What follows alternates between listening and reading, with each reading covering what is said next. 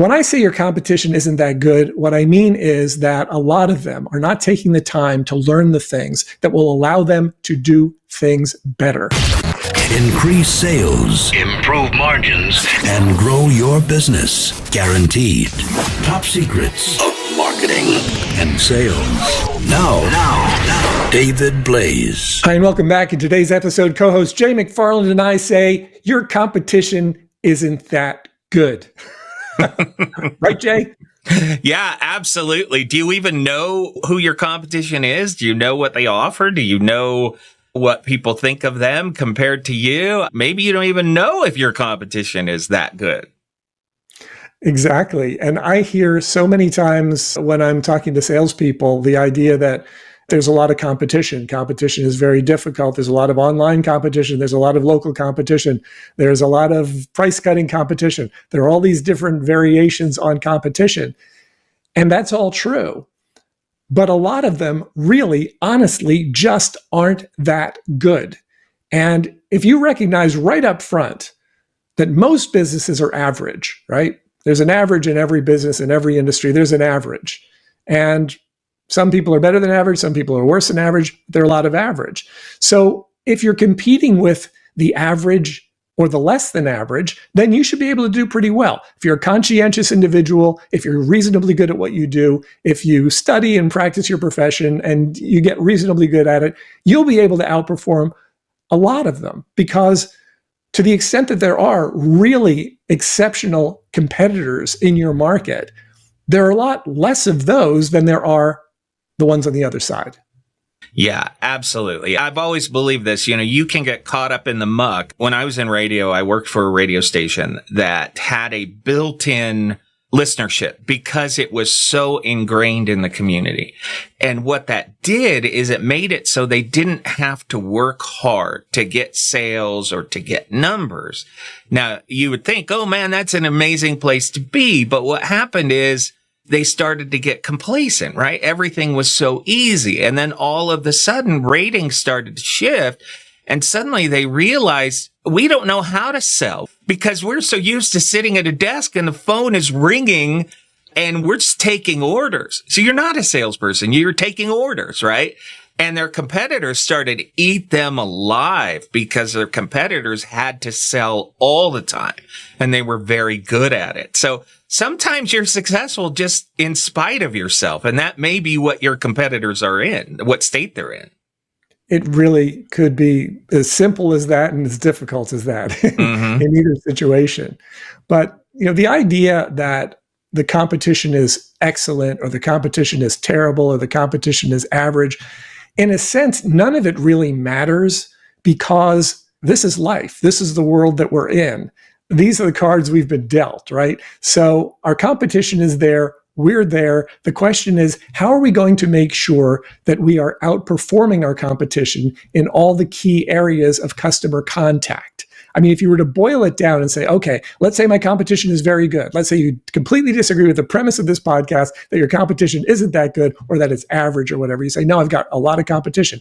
Okay, then that's your question. How do you outperform your competition in all key areas of customer contact? Some people may say, well, I don't know. What are the key areas of customer contact? And if you're asking yourself that kind of question, that indicates that there's work to be done in your organization. Yeah, absolutely. And do you even know how the competition functions to be able to compare yourself? I mean, that's got to be at least half the battle, right?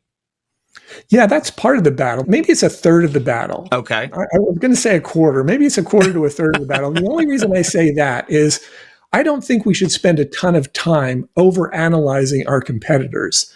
I mean, if there's a really, really good one, yeah, you can take a look at what they're doing. But ultimately, sure, we all want to outperform our competitors. But what do we really want? We want to get to the point where we're so good at what we do that it's no longer about outperforming our competitors. Now it's a matter of outperforming our past best. Right? What's the best we were able to do? When you're leading in a market, when you really are the market leader, you're doing things right, you're doing things well and efficiently, you're already better than a lot of your competitors, then the goal you want to reach for is how can I do what we do better in our own organization, right? How can we initiate contact better? How can we leave messages better? How can we send emails that are more compelling? What are the very specific things, all these points of customer contact, that could potentially change for the better to get me better results? Yeah, I love this idea that your true competition really is yourself, right? It's kind of like golf or, another single person sport where you're really competing against yourself. And if you can identify constantly ways to get better and you're not falling into that complacency, then you're probably going to do better than most of your competitors. Yeah, exactly. Something else that I read recently was talking about the idea that a lot of us want to try to beat our best month ever, our best year ever. We're always looking to top that top line, which makes a lot of sense. But I read this in a book by Nick Peterson. He said that ideally our goal should be to beat our bottom. In other words, sales are going to go up and down, right? That's going to happen over a period of time. Sales are going to go up and down. You're going to have peaks and valleys, and hopefully it works on an upward trajectory. And as you're doing that, if you can make sure that the floor is constantly rising, then eventually you get to the point where your floor is higher than other people's ceiling. Yeah. And if you think about the idea of being better than your competitors, that's really what you want. Because if you have a great month this month, an exceptional month, then it's like, okay, now the new month starts. Now you're at zero again. You got to start from scratch, right? But if you know that your first goal for that month is to make sure that you're above your previous floor, then it seems a lot more doable. It's like, okay, we might not have another peak month this month, but if we can stay above our floor, then we will continue to grow and grow. Yeah, I really like that. I'm somebody who tends to look at records, right? Like we just finished a record month and I'm like on a high, right? Things are great, but you're exactly right. I mean, next month, beating that every single month, month after month, is that realistic? I think you're pointing out, no, it's probably not. And it could be counterproductive. Yeah, it's probably not realistic that each month is going to be higher than the last, and there are not going to be any that are lower. But I think it's also realistic to say, okay, can I beat our worst month or a recent worst month? It's like if you look at a stock chart and you see how there are these different... Let's call them peaks and valleys, ups and downs. Yeah, peaks and valleys. Yeah. So if it's bottoming out at a certain point, you want to say, okay, I want to get in higher than that. It's a terrible explanation, but you kind of get the drift. Yeah, absolutely. And again, we kind of always fall back to this is what systems do you have to track these types of things?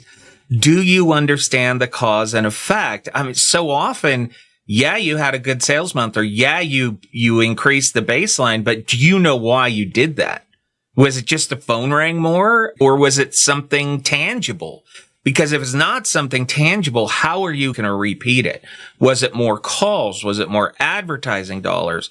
What was it that got you there? If you don't know, then the business is driving you. You're not driving the business. Exactly. And each of those things are some of these different areas of customer contact, right? Whether it's the advertising, whether it's the phone calls, whatever it is. When we're looking at that, we're saying, okay, where are these key points of contact? And what can I do to make each of those better? Can I make the messaging better? Can I tweak the messaging? Can I reach a different or better group of people? All these different things. Can I reach them using different marketing vehicles? Can I reach them online? Can I reach them offline? Can I reach them on the phone, via text, via email? How can I reach them? And look at what you're doing. Look at what's working well and what may be not working as well as it used to, and then say, okay, how could I tweak some of these things, the messaging, the combination of marketing vehicles we're using, or the people we're reaching, the MVPs. We've talked about that a lot in the past. Which of these can I adapt? Can I fine tune, like tuning in an old fashioned radio where they used to have dials on them, right? That type of thing. So you're able to dial it in clearly and make sure that you're getting to the right people, saying the right things, using the right combination of marketing vehicles. Yeah, we talked about this last time, avoiding assumptions, figuring out why you got that customer, right? Because you may be thinking, oh, I had a new ad campaign or new marketing, and this is why they came in. And maybe it was a contact you had made with them a year ago. Maybe it was a bad experience with one of the competitors. Maybe it was something that changed in their business cycle. I think that type of communication as to why they're there, why you were able to close them, you need to have systems to track this and be open and honest with your customers to find out what was it that motivated them to come to you. Yeah. In our work with our clients, we talk a lot about intelligent repetition of contact, being in touch with people again and again and again, but without saying the same thing, without getting boring, without getting tedious, without driving them crazy, right? If we can do that, that's intelligent repetition of contact, and it makes it far more likely that you will be in front of someone when they're ready to make that buying decision. Yeah, I love that idea, but you're still going to have competitors. So do you need to have some awareness of what they're doing, or do you kind of say, I'm going to focus on me and I'm just going to be the best I can and compete against myself? Well, I like that better. I like the idea of focusing on ourselves. What I've found, though, is that in most markets, you don't have to look too far to hear about what your competitors are doing. Because if you're reaching out to a new prospect and you hear about one particular competitor again and again and again, that tells you who is actually pretty good in the market. If you hear those names again and again and again. If you hear different people each time you talk to someone, then it's like, okay, well, that's sort of the average. That's the industry. But if you're talking to a lot of people and they're all saying the same thing and they're all saying great things, that's an indication that you have now found the leader in your market. So that's what you need to target then. Then you may look at, okay, well, what are they doing? How are they doing it? How is it better than what we're doing? Or is it? Is it not better than what we're doing, but they don't know what we do, so they can't compare? Yeah, and finding out, can I even compete with them in one particular area? Maybe that exposes a different lane for you where you can be competitive, right? So it's not like you have to play chicken with everybody. That may not be the best solution. We're in a very unique industry because our products and services are so defined that I only have probably 3 competitors nationwide. And so when I talk to people, oftentimes our competitors will come up, and sometimes it's in a good light. Quite often, like you said, my competitors aren't that good. It's not hard at all for us to offer better customer service, better products, everything. I have found that a lot of people are like, oh, I hope they don't go and research and talk to my competitors and get outbid. I'm like, go and talk to them. Go and have that experience, because I know you'll be back and I'm in a better position when you come back. So that's made us more confident than less confident. Yeah. And when you have a small number like that, it is easier to know what each of them are doing. I remember in our promotional product business back in the day, we had a situation where there was one competitor that wasn't really known for answering their phones. You try to reach them and you couldn't get through to them. And so if a salesperson of ours, or if I was in a conversation with somebody and they say, oh yeah, we use this company, sometimes I say something like, oh, are you able to get them to answer their phone? And very often they'd laugh, because if you know this about a company, you can say something like that. Like, oh, well, no, I don't usually answer, but I can usually get a call back. Oh, okay. Well, if you ever get tired of that, or if you ever get voicemail and you like to talk to a human, here's my card, right? That's just a small example, but you basically look for the things that you know to be true about a competitor. And I'm not saying you're picking on them. I'm not saying you're dissing them or anything, but you just point out a very obvious truth about them. And very often that will get their attention. Yeah, absolutely. Well, I love it. How do people find out more? Go to topsecrets.com/call and watch the video on that page. See if it makes sense to have a conversation with myself or my team. When I say your competition isn't that good, what I mean is that a lot of them are not taking the time to learn the things that will allow them to do things better. And if you're in that camp, if you'd like to be able to do things better and differently than your competition, if you'd like to be seen as the leader in your market, then by all means, topsecrets.com/call. All right. Fantastic, David. Always a pleasure. Thank you, Jay. Increase sales, improve margins, and grow your business. Guaranteed. Top Secrets. Topsecrets.com.